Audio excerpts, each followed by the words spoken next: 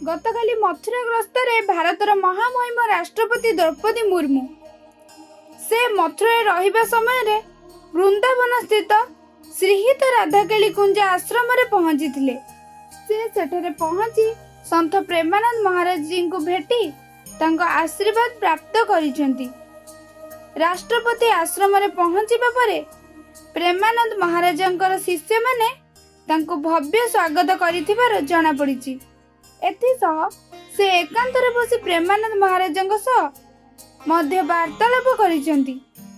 सूचना अनुसार दुई जण एकांतरे बसी आध्यात्मिकता, सेवा एवं जनकल्याण संपर्क रे आलोचना करिथिले।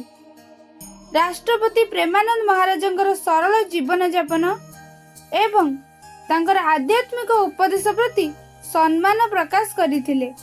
कड़ा सुरक्षा मध्य रे होइथिबा एही साक्षात्कार समय आश्रमर भक्तिमय वातावरण सृष्टि करथिला। तेबे सोशल मीडिया रे राष्ट्रपतिंकर एही वीडियो भाइराल हेबारे लागिछि। अनेक लोक तांको प्रशंसा करिबा सह भल पाइबा मध्य देइछन्ति। Video report ATV Odisha live.